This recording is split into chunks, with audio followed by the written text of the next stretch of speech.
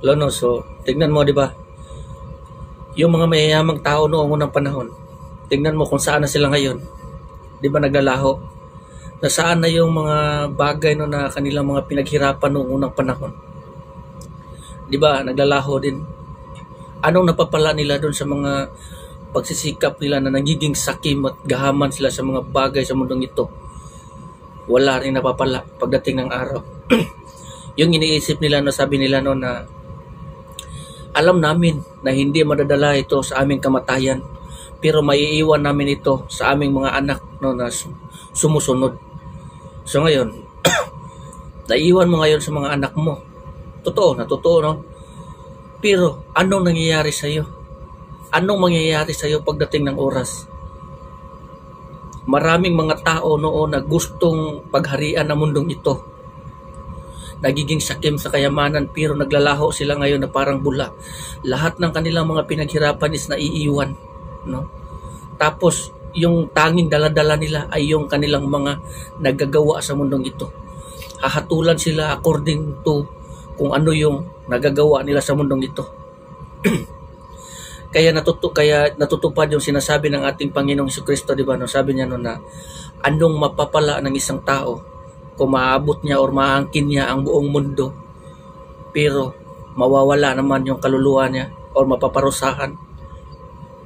Maraming mga babala ng ating Panginoon dito patungkol sa mga tao. Yung mayaman, isa na yung isang tao na lumapit sa ating Panginoong Jesucristo no, sabi niya kung ano raw gagawin niya upang siya ay makapasok sa kaharian ng langit. Anong sabi ng ating Panginoong Jesucristo? Ibigay mo ang lahat o ibinta mo ang lahat ng iyong mga kayamanan o ari-arian at ang yung kita is ibigay mo sa mga mahihirap at sumunod ka sa akin at magkaroon ka ng buhay na walang hanggan. Pero hindi niya magagawa. Ang sinabi ni ng ating Panginoon si Kristo dito sa Lucas no, sa Lucas chapter 11 no, sabi niya no na ibigay niyo ang nasa loob ng inyong baso or tasa at plato at doon sa ibibigay nyo ang nasa loob ng iyong plato at tasa doon sa mga mahihirap at magiging malinis ang lahat para sa inyo. Pero ito yung mga babala ng ating Panginoong Jesucristo noong unang panahon niya doon sa mga Parisiyo na mga hypocrites. No, lagi niyong tatandaan, tayong lahat dito sa mundong ito, kahit ano pa ang pagsisikap mo, maabot mo man yung buong mundong ito, wala ka pa rin mamanahin yan. Kasi pagdating ng araw, iiwan mo yan at mawawala yan lahat sa iyo. Pagdating ng araw, pagsisihan mo yung mga bagay no, na yung mga lahat ng panahon mo, binuhos o ginugol mo dyan sa mga pagsisikap sa mundong ito na temporary lamang, no? Lagi nyo tatandaan, maraming mga leader, presidente, hari, queen, dito sa mundong ito na siya naghahari sa kanilang bansa. No, na lahat na halos ng mga kayamanan, mga ginto, or anuman uri ng mga kayaman sa buong mundo ay gusto nilang angkinin para payamanin pa na masyado yung kanilang mga bansa or kanilang mga sarili. Pero anong napapala ng isang tao na angkin mo ang buong mundo? Pagdating ng araw ng iyong kamatayan, doon mo ma-realize no, na mali palang hakbang na iyong nagagawa. Kasi ang ganyang mga tao ang nag-iisip na palagi sa mga bagay sa makamundong ito, yun yung mga tinutulak or kumbaga laging sinusulan ni Satanas no, na ganito, sige gawin mo ito, ganyan. Hanggang darating yung araw na uuwi ka sa kawalan. Doon na ma-realize mo, nalilinlang ka na pala, nililigaw ka na pala sa pamamagitan ng mga yaman na ito. Minsan nililinlang mo na lang yung sarili mo, okay lang kasi naiiwan ko naman to sa aking mga anak or mga apo or sino man yung sumusunod. Pero lagi mong tatandaan, sa paghahatol sa Panginoon, sinasabi dito sa kasulatan, pinaka nakakatakot sa lahat kung ng isang tao bumabagsak sa kamay ng Diyos. No, yun yung pinaka delikado sa lahat. or pinakanakakatakot.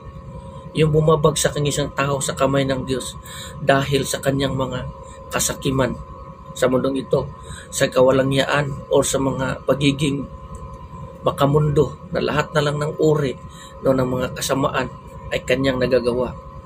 Sabi nila, hindi man kami nagnakaw, hindi kami pumapatay ng tao, hindi kami ganito. Yung pride, no? Yung pride.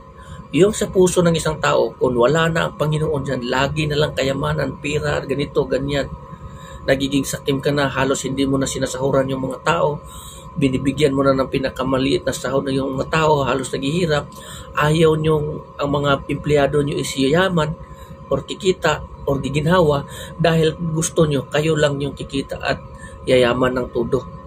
Pagdating ng araw, ma-realize nyo kung anong pagkakamali nyo sa buhay na nagawa nyo sa mundong ito na napakaikli lamang at walang kakwenta-kwenta na lumilipas lamang.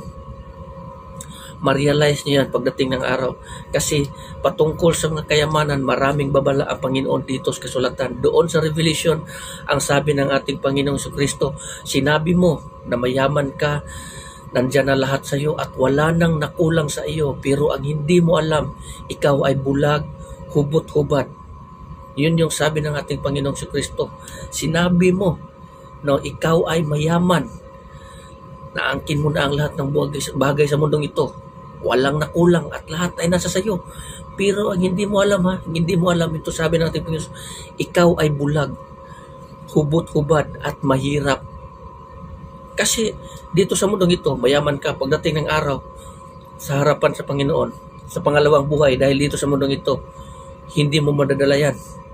Kahit pa madadala mo yan, saan mo gagamitin yung mga currency o pira mo yan? Doon. Hindi. Ang buhay ng isang tao ay pinakamahal at hindi ito mababayaran o mabibili ng anumang salapi. Dahil lahat tayo tinubos ng ating Panginoong Jesucristo dahil sa kaparusahan na pinapataw sa mga tao na katulad natin, lalo na sa ating mga hintil, sa mga hintil, kasi ang kaligtasan ay nagsisimula sa mga Hudyo. Dahil sa ating Panginoong Kristo, sa tulong ng ating Panginoong Kristo, dahil sa pag-ibig ng ating Diyos Ama, pinadala niya kanyang anak dito sa mundong ito, ang ating Panginoong Kristo. Hindi para tayo ay hatulan o parusahan, kundi para tayo ay maligtas, magkaroon ng daan patungo sa Ama. Yung pader na nakaharang sa atin tungo sa Ama, which is the sin,